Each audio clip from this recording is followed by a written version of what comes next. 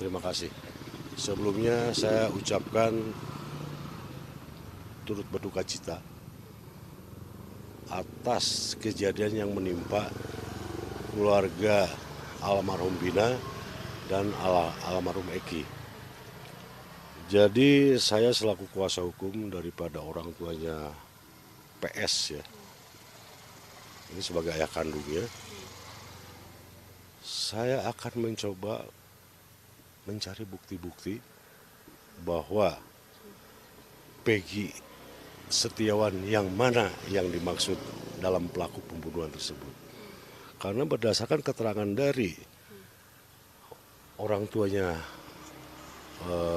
PS, sewaktu kejadian PS itu ada di Bandung. Jadi kejadian tanggal 27 Agustus 2016. Jadi saat itu menurut keterangan daripada orang tuanya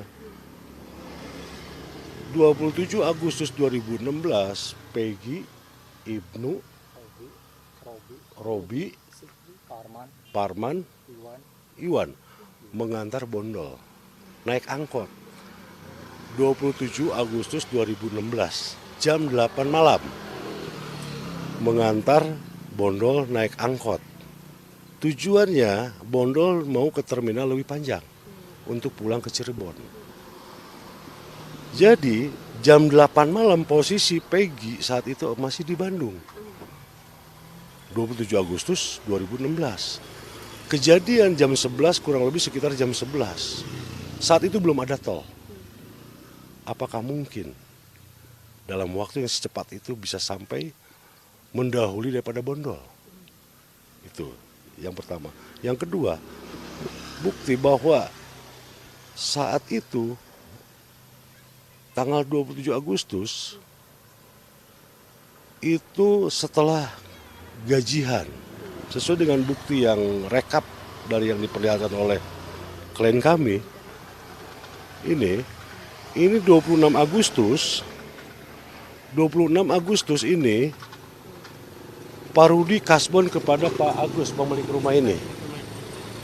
Kasbon untuk karyawan. Itu di tanggal 26 Agustus 2016. Hari Jumat. Hari Sabtu 27 Agustus dibayarkan oleh Pak Agus untuk semua karyawannya sekitar 8 orang. Gajian. Totalnya 5,3 juta.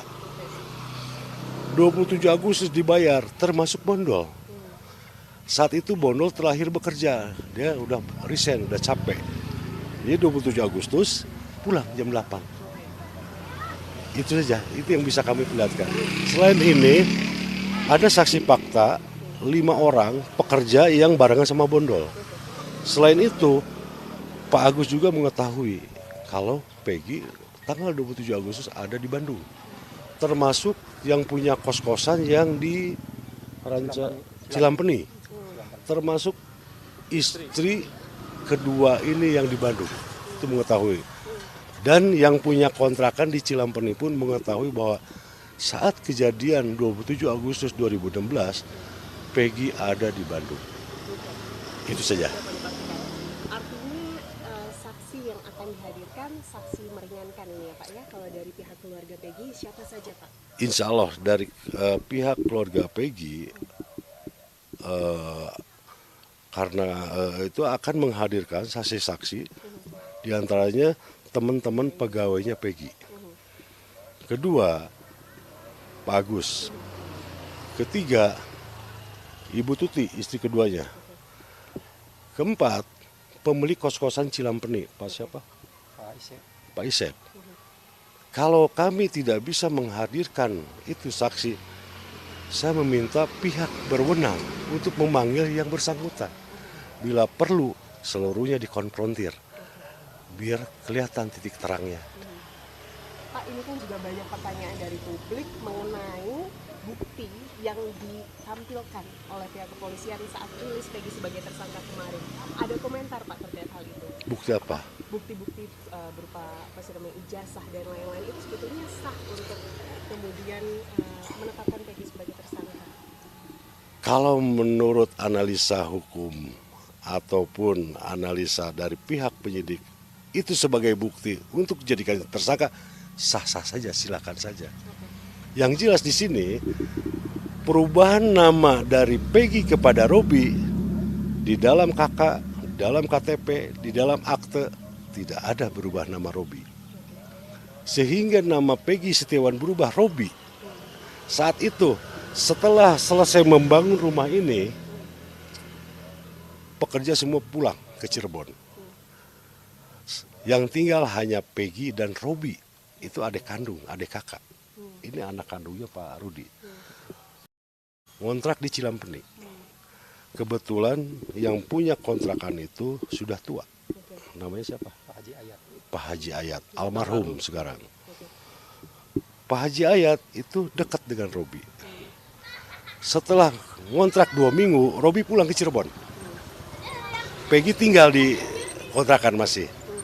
Orang tua ini melihat Peggy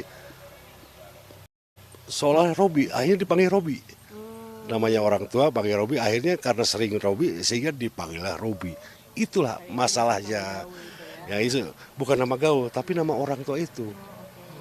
Yang punya kos-kosan, nama panggilan. Karena melihat Peggy sama kayak Robi, ya jadi itu adik kandung, adik kakak. Itu yang sebenarnya. Tadi menarik juga Pak, bahwa kuasa hukum ini tidak mempermasalahkan proses penyidikan polisi. Tidak, silakan.